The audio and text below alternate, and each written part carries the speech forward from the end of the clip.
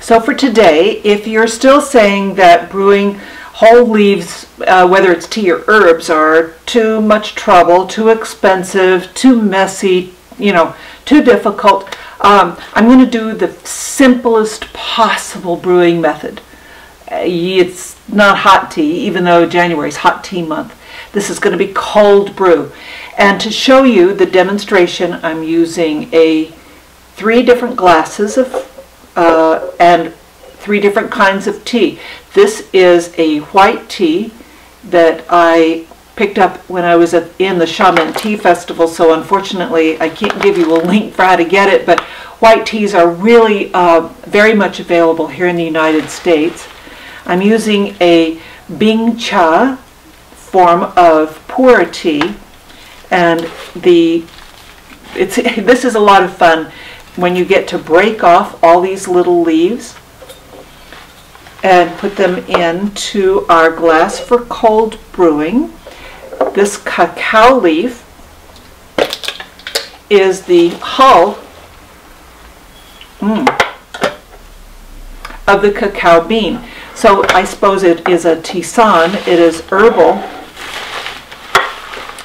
but it does have a little caffeine.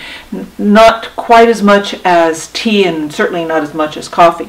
And what we're going to do is take our filtered water, not heated. I'm going to fill each glass.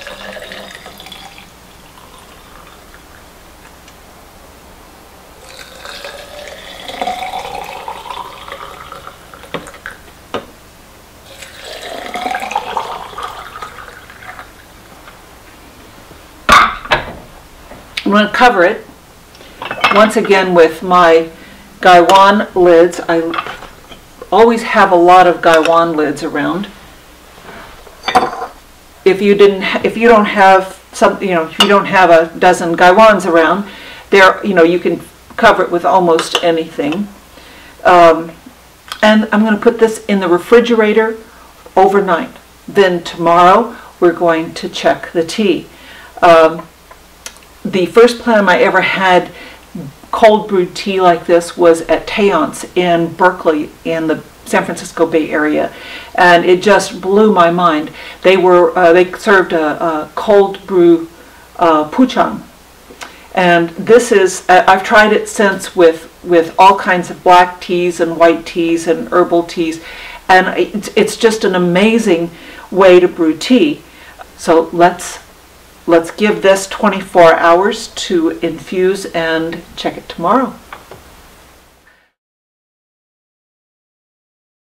So here we are with our 3 teas that have been cold brewed overnight in the refrigerator. So this is 24 hours later, and if you can see the color, note the difference in color between the white tea, the pu-erh tea from the Bing Cha, and the cacao leaf tea. I think it's interesting too, you see all of the leaves have floated up to the surface of the white tea, all the cacao leaves have fallen to the bottom, but the pu-erh leaves, some are at the top, some are at the bottom.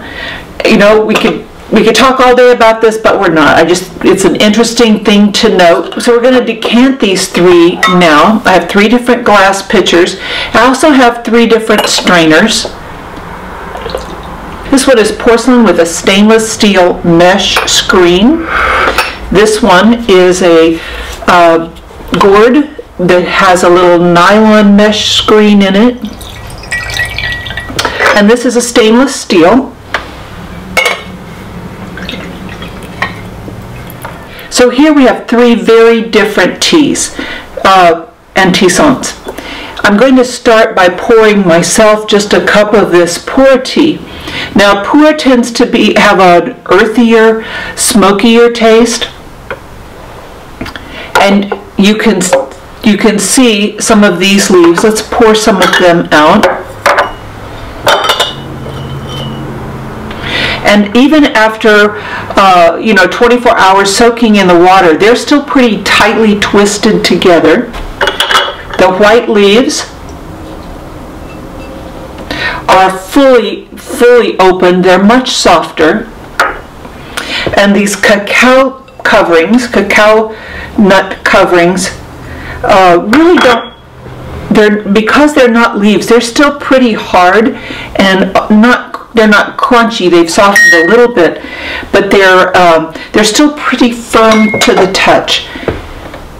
And I'll pour a little bit of this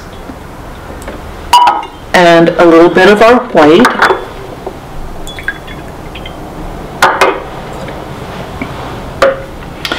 Now, which one would you expect to have? Would you expect any of these to have any sort of bitterness or aftertaste?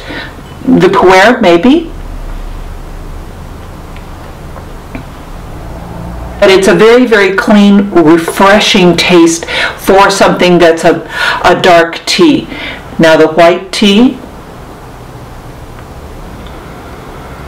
Oh, now this one's very, very sweet and very creamy.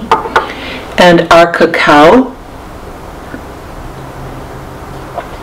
very, very, very sweet, very chocolatey tasting, but you know, a really pleasant cup to drink.